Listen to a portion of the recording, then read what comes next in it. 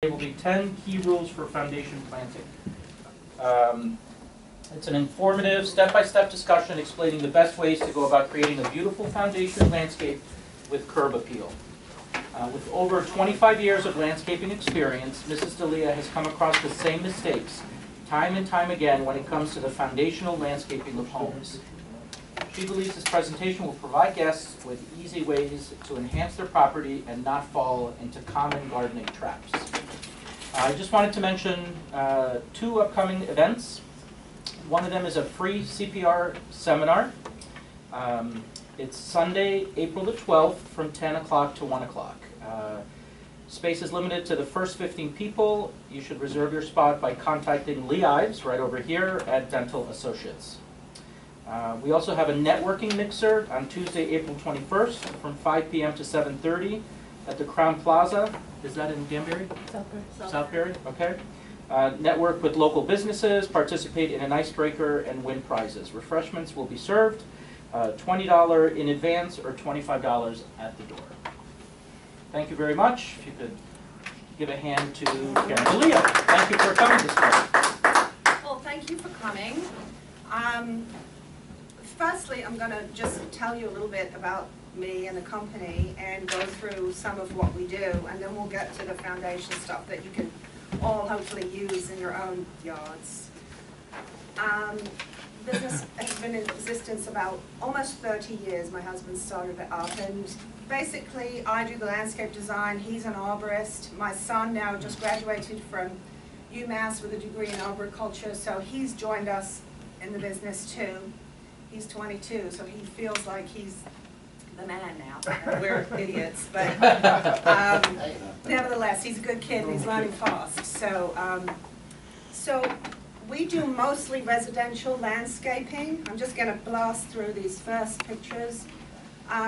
We don't, if you need a big tract cleared to put in a new housing development, we're not your company. We don't do big work like that. We do very specific, small, pretty stuff. I mean, we can clear a lot for your house, but probably only if you buy the lot and you need that land cleared, we can do that. This is more the stuff we do. This customer has been with us 20 years. She develops a new area of her yard every year, and we maintain the existing areas of her yard. So we went in, she got this little sunken area. She wants it different. She has this Buddha head there, was the inspiration for this new garden. So we set to work. End of day one, little pockets of stuff going in. We built the bench. We pulled masons in for a day, put some steps in, added some moss. We end up with a little meditation garden. That's the kind of stuff I like. We do walls and walkways, boundary walls, as well as, you know, formal, informal, rustic, hickey patios. Steps, more formal type and more rustic type. Poolscapes. There was nothing there when we showed up, just the pool. Another part of that same property. We take care of problems, issues. This was a huge drainage issue. And it was ugly as all hell, and it just flooded out. Every spring it flooded out, every fall it was mushy. And this barn foundation was just an ugly cement foundation. So we refaced that, we rebuilt the rustic walls, and we made this look like this instead. Which is a spillway that's full of water in the spring, but the rest of the year it's dried out and you're able to walk around. We do this kind of problem solving too, across the driveways. Few before and after shots. This is a house, poor house, just had an addition to it, and everything was trampled and ugly, so we changed it. Same thing, the pool was in, nothing else was in. So we built the walls, transformed it. This actually is about 18 years old, still looks like that today. Here's another one, beautiful property, gorgeous terrace. All these bones were already in, but it was bare. So we made it look pretty. same shot, different angle. Is that on 100 Acres? That is. Yeah. You know that house? I know that house, yeah. It's beautiful. We faced this barn also, to make it look old. Changed this messy area to this. Another shot, same spot. Other services. Poolscapes. We do a lot of poolscapes. People put the pool in, they don't know what to do. And this is extreme. Not everybody wants to be maintaining this or have us in to maintain it, but this customer wanted it. We do printer homes. Fire pits. Fire pits has gotten big recently. This is very rustic. We found most of these rocks on the property. This is my style more formal. I do this stuff better. Tree work, just a list of our tree work. Big tree transplanting. We actually grew these trees from seedlings, nurtured them for like 20 years, and then we had a customer who wanted to screen out a neighbor, and we popped him in. Instant screen. We do cabling. This poor tree got hit a couple times with lightning, and the homeowner wanted to save it, and it looks terrible in the winter, but the reason she wanted to save it is because that's what it looks like in the spring. So cabling helps. Storm damage. This poor woman called us at 11 o'clock at night during a hurricane, or tornado, whatever it was, and her poor house was, yeah, totaled. So we go in, we also went back in afterwards and took down other trees that may come down in future storms. We do work for Weir Farm. We have recreated gardens from original records and photos. That's great, we like that place a lot. Another shot of Weir Farm. Deal with problems. That's right outside your bank. That's George, Prairie Tree right outside your bank. We're always open to opportunities to give back to the community. So, this is the first in the foundation planting mess. I drove around with one of my kids hanging out the car window the other day, taking pictures of some houses in the neighborhood. So I apologize in advance if any of these are yours. To shreds. Actually, most of the houses I chose have at least some redeeming factor, and they're good to illustrate what I'm talking about.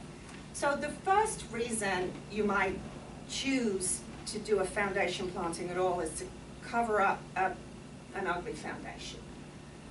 Something concrete, something too exposed, something where the water splashes down and ends up the mud all over your house. I mean, those are obvious reasons. But the less obvious reason for everybody is that you need to anchor the house to the land. Quite often when houses are built, especially now, vast tracts are cleared because it's more cost effective. The builder comes in, he clears the land, he plunks the houses down, then they put some trees back up. If you buy a lot because you love the lot and you're a single homeowner, you tend not to do that, or we hope that you tend not to do that. The first people on the land, ideally, should be us, saying, you know, you'd have better exposure if you showed up this way, if you oriented the house this way, if you saved that tree, get rid of this. That's ideal for us. And these people did a pretty good job. This house been up maybe 10 years. You recognize this house? Yes, yep. So it's been up maybe 10 years, and they did kind of nestle it in. They didn't clear everything and, you know, totally decimate everything around it. So they did a pretty good job. I don't love the landscaping, but I do like the way it's sitting on the site. Sometimes less is more. This house has been oriented beautifully. They have a driveway, sweeping driveway. It's not a big ostentatious house. It's not some big, you know, McMansion. But the way it's sitting there, nestled in the trees, looks fabulous. And they don't need much landscaping. They don't have an ugly foundation. They don't have to frame their house with trees. It's already done. So I wouldn't do much there. I would probably just fuss around with the stuff right in front of the house, I may even rip everything out and put a couple of big planters in there. That would be it for that house if they called me in. So the next thing, after you have decided how to frame the house or how to nestle it into the land, is to consider the shape and size of the beds. And the way to do that is to look at your house. You pay attention to the style of your house and the size of your house. Seems simple, but people don't do that ever. They are too skimpy often. They don't pull the beds out far enough. Generally, the taller the house, the bigger the beds. Pretty simple.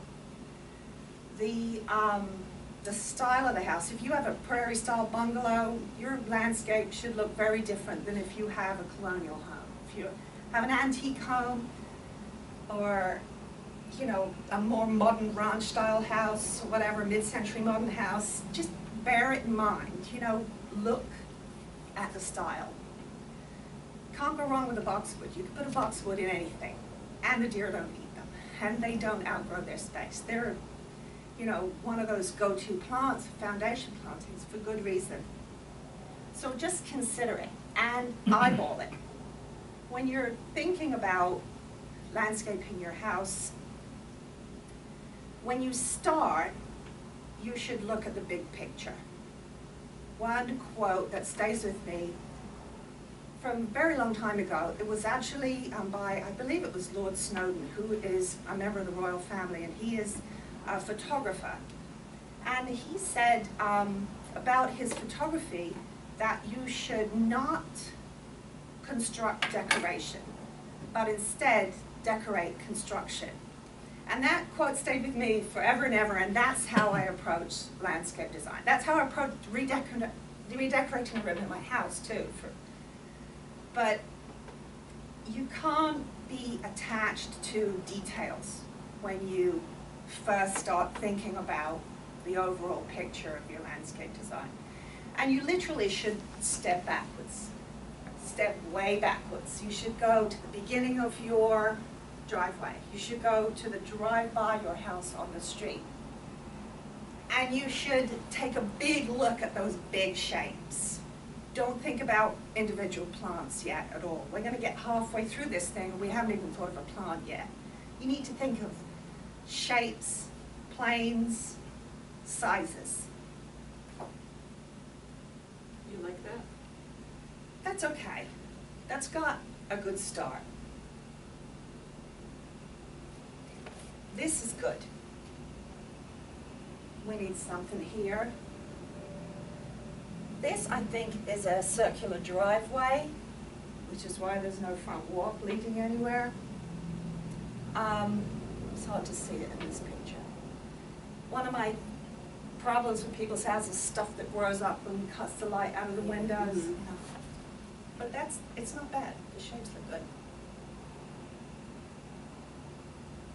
Pathways. You think about the size, the direction, and the orientation of the pathways.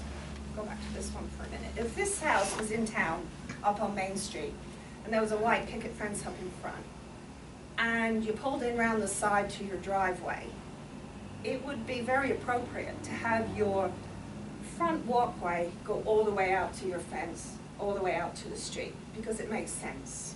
That's how it would have been, potentially, when it was built, when you got horses and carts and foot traffic.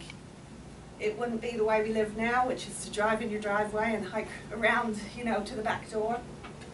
So it would be appropriate to do that. In most of the suburban homes, it's not really ideal. Nobody walks from the street into your house.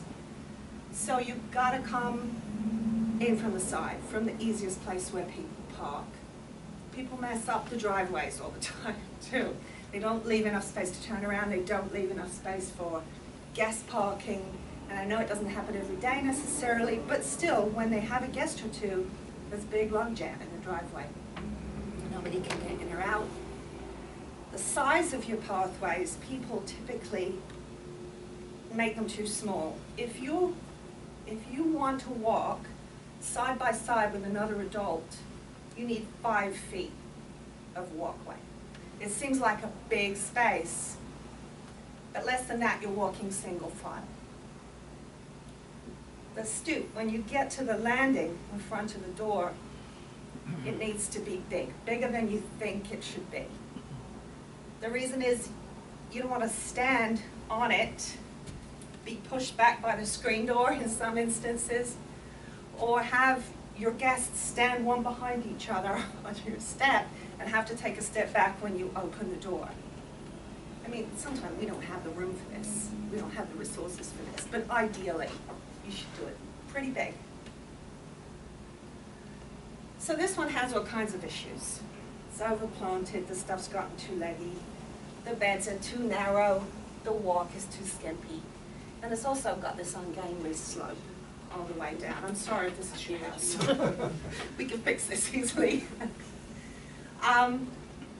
But they're going for some of the right things. It's not all. It's not all. The steps up are nice. They serve the purpose.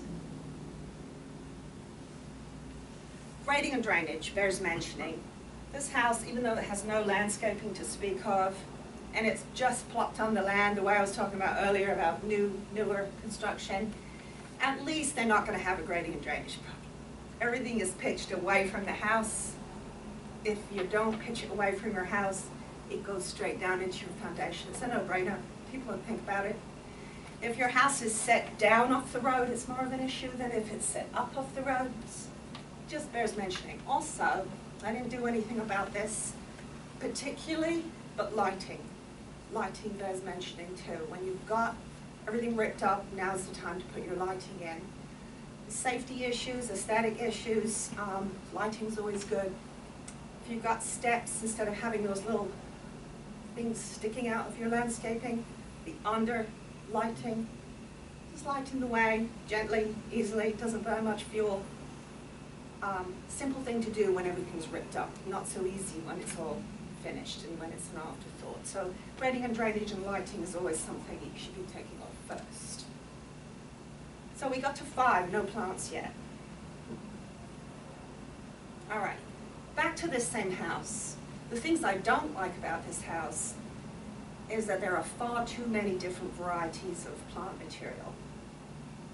When you're choosing plants for your landscape, you want between 5 and 8 maximum. If you have a smaller house, maybe between 3 and 5. And it's hard to do. It's hard to restrain yourself if you like plants, if there's something you have that's a favorite, if there's something you saw in somebody else's yard and it does something specific and you want it. It's very hard to restrain yourself and say, okay, I've chosen arborvitae, rhododendron, and boxwood. That's it, that's all I'm allowed, but yes, that's all you're allowed.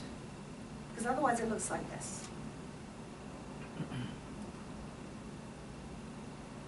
Use evergreen plants almost exclusively for landscape design, for foundation plantings.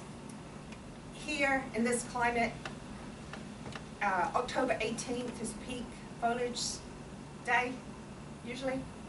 After that big windstorm, we have nothing on our trees until about the 5th to the 7th of May. 7 months almost with nothing on the trees. And if they're right in front of your house, you got sticks for 7 months a year. That's why you choose evergreen plantings. Everybody says, oh, but I want color, I want this, I want that. Don't do it. It's messy, you'll regret it, it's too much upkeep, you end up with gaps as those flowering plants die down. Go for evergreen. These are overgrown. This house, this was taken about 2 o'clock in the afternoon, and it's in shade. The whole thing is in shade. So the looks like hemlocks here. They're a little leggy because they're probably not getting enough sun. So you have to choose based on the sunlight, the exposure. And even if it's on the north side of the house, if it's got plenty of skylight and you're not tucked away in the woods or in a valley, you probably have enough sunlight to put something in that doesn't typically do well in deep shade, even on the north side of your house. If you've got deep shade, it's a bit challenging. If you've got full sun, it's a bit challenging. Somewhere in the middle, which actually applies to most of us, is much easier. So choose the plants that won't outgrow their space too quickly. That's what I was talking about earlier. The stuff that grows up over the windows in like 3 years, 4 years, or the tree that's just too big and too close to the house and needs removal within 5 years. That's not ideal. You need to do a little bit of research. Ask the people at the nursery. Look it up, Google it. How much size is this going to be putting on every year? Some things put on 2 inches a year. Some things put on a foot and a half a year. And you might want shade in a particular spot, and if you do, and you do want a big tree, and you want to commit to a maple and oak, something big that's going to get grand, pull it away from the house. Pull it further away from the house than you think it should be. Because in 5 years, it won't be growing up against your house, shading out the roof, threatening to fall in a storm. It's going to be a safe distance away. It won't cause other issues. Look for ways to frame your house with a big tree, not in the foundation plant. This house, I think it looks too small. It's a big house. Needs some more to me. And I would guess this has been in 5, 6, 7 years already, just by the shape of the stuff. And so what was that like when it first went in and for the first 5 years? It was tiny. It didn't do much at all. I mean, that's a financial consideration for some people. They want the whole 9 yards and they can't afford it all with fully grown plants. Perfectly reasonable to use smaller plants and just wait a couple of years for them to fill in. But big house, bigger plants. This is the only one of my designs here. This woman, this is a country house for her. It's a little tiny house. This was a mess. This was a slope, a crumbling wall, a couple of slabs that were unsafe and wobbly when she stepped on them. So we just rebuilt this. We paid attention to the size of the house. It was small. We paid attention to the slope. We wanted to solve that issue. We wanted to make it safe, in keeping with Little House in the Woods and the period at which it was built. Did not have a stone foundation, and we went with simple. She's gone in the city most of the time. She doesn't need fussy. We put a little irrigation system in so she wouldn't lose it the first couple of years while it was getting established. And mulch is not a ground cover. People use mulch. They buy the colored mulch. They buy the black mulch. It's ugly. It's not pretty. Don't do it. Do it to keep the weeds down. Do it for practical reasons. And it's very useful. But this is ground cover. This you can plant underneath all your shrubs. Let it go. It will keep the weeds down. Is that Pachysandria? This is actually vinca. Pachysandria does the same job. Ivy does the same job. There are a number of ground covers that you can choose that will do the same job. Stay low, neat and tidy. The most you ever have to do with vinca is just chop off the edges as it gets too far out. Simple. And you're not even mulching twice a year. You're just blowing the leaves out and you're done. Boxwoods, just like this. You just clip them, spring and fall, you're done. They get a little shaggy in the meantime, they look pretty. Simple is key. Here's how you do your seasonal color in the front of your house. In the back of your house, you want flowers, you want flowering shrubs, you want deciduous shrubs, have at it. Go hog wild. Not in the front of your house. In the front of your house, you need to be neat and tidy, under control, and low maintenance, so that it always looks right. It always looks the way you want it to look. This is the way to do it. If you have a porch and you can do hanging baskets, your wife does a fabulous job of the hanging baskets around here. In the season, pots. Big pots, lots of pots if you want. Change them out 4 or 5 times a year if you want. Have them looking great. This one, I do for this customer every year. I do 2 flanking her back entryway. And she doesn't like pink and purple, so we always go for reds and oranges and burgundies and stuff. And this will stay like this almost the whole season.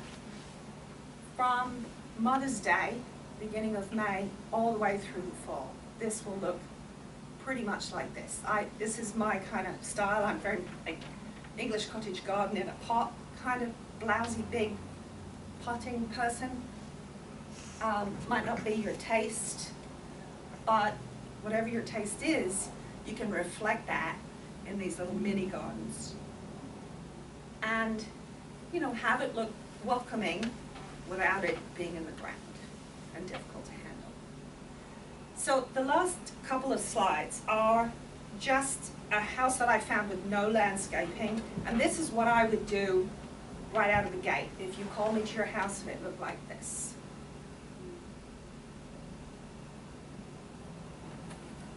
Driveways around that side. This is the garage. So firstly, there's already a car in the garage, or outside the garage. There's no walkway, as you can see. They did a good job of the landing. Carte blanche here. Nothing in my way. What I would do, if this were my house, is I would first consider my guest's entry to the house. Most people would probably take the walkway off the driveway and have people hike past the garage. I would do the opposite. I would pull a circular driveway and put the guest parking over here. That would be my first choice. That was where my head went first. I would make this, pull a big tree out of here. It doesn't matter that you're blocking the light, it's a garage. Over here, I pull the tree off to the left. That was my starting point, organization, and looking at the big picture from the road. And next, you just fill in the blanks. You decide a little pole fence up here, something bigger on the corners, something interesting in the corner, something to decorate for Christmas time. Maybe rhododendron here that has spring blooms, but otherwise looks evergreen and neat and tidy, and you can keep it pruned down so it doesn't encroach on the window spaces. Bring out the walk, bring in an interesting shape for the ground cover, and you're done. It's very simple. People get too fussy, and they get intimidated, and they choose too many plants, and they make the walks too small. It's easy not to fall into the same traps. And that's it. Any questions?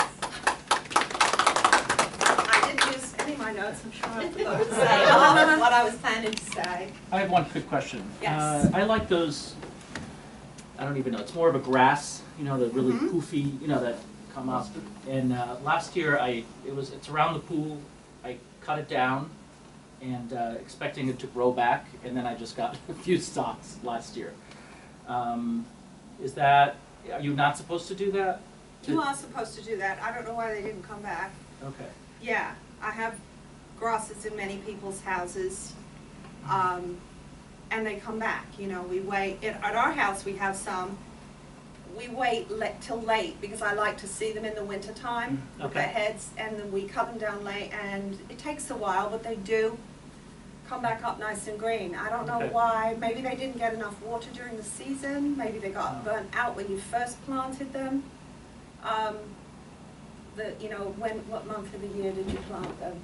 Honestly, I don't remember. If it was midsummer and they didn't get enough, they may have had enough to send up that summer, and they go yellow and parchmenty color pretty quickly, and they still look alive because that's what grasses do. Yeah. But they may have already died. Okay. But you didn't do anything wrong, particularly. I mean. Okay. No, I thought, oh, maybe you're not supposed to do that, but I see it everywhere. I see it. Yeah, you just cut them off. Cutting them off, Yeah. When do you cut them? You can cut them whenever you want. We wait. Some of mine are still up from last year. So you can wait till the spring? So you can wait till spring. I mean, it's messy. Mine are far back out in my backyard, so it's not right under my nose. It's definitely not in the foundation planting. So I don't mind that it's messy. I like to see it waving in the breeze all winter long. So we just cut them down now. First day the guys go out there and do a little mulching and weeding, they'll just chop them down. But you can also do it in the fall. When you're done, you want to put your yard to bed sometime after the leaves come down, you can chop them then too. You can even chop them midsummer and they'll come back. Okay. They're not picky. You mentioned about the ground cover versus the mulch. Yes. What about the bushes that are around the house? Do you usually put ground cover around that, or do you mulch that? Both. Okay. Both. you can use your mulch when you have plantings, not just in foundation, anywhere. You can use your mulch, but what I see happening is people using the colored mulch, and they clip their shrubs, and so that they're nice and tight, and you still see yards and yards and yards of mulch. That's not the function of mulch. If you use mulch underneath shrubs and they're planted close enough together and they're allowed to grow into each other, at least somewhat, you don't see the mulch. It's still doing its job under there, but you don't focus on the mulch, you're focusing on the plant material. And so we do it both ways. We do it just underneath the plants and we allow them to grow together. You want to block the sunlight from hitting the ground, and it keeps the weeds down. The mulch helps keep the weed down. But we always also often plant ground cover underneath those shrubs. Let it just go. Makes a nice finish. How do you feel about preen? Preen is good. Yeah. Yeah, we use preen. Some of our gardens, you know, they're perennial gardens, and we shake the seeds in the fall. We can't use preen. It works on germination, so it won't allow you to do that. It's not good for some applications, but for shrubs it's good because you're not looking for germination. Okay. You're looking for control, so it's the perfect thing. Yeah. You should put that down right when the mulch goes down? I think so. I don't put that down personally, so one of the guys would tell you. But Right. I imagine he just puts it down before anything starts emerging in the early spring. I mean, that would make sense to me. Yeah. Anything you can do, weeding is not fun. Anything you can do to help it, make it easier on yourself. Anybody have any problems that they dealt with, or issues that they're thinking about doing? How do you split grass? With an axe, the sharp knife, Yeah, it's hard. yeah, just hack the heck way through it. Yeah, it's hard. Yeah. Yeah, you can take a swing at it, because it's very, unlike Angelo's, it's very hardy usually. It's like forsythia, you can't kill it, you managed. Yeah. But, let's hack at it. Or Pakistan. Yeah. Also, when you take the plants, here's something you can take away with you. When you take plants out of a pot from the nursery, particularly perennial plants, quite often they're root bound in the pot. And you can hack away at those roots too. You don't want to take them off. You want to leave as much root as possible in there. But you cut way into them with a sharp knife. And when you're planting them, make sure they're spread out and they all have contact with the soil, but there's no air pockets in there. That way they'll just find their way out into the soil much more quickly. They're root bound, they tend to stay like this, they don't suck up any nutrients or even water from the ground. And if you dig them up a year later, 2 years later, they're still like that. Oh. So, you know, there's bad nursery stock and there's good nursery stock. It's not necessarily bad if they're bound like that. Some plants will just do it, particularly. They've been sitting there for a season and they've been given a lot of fertilizer.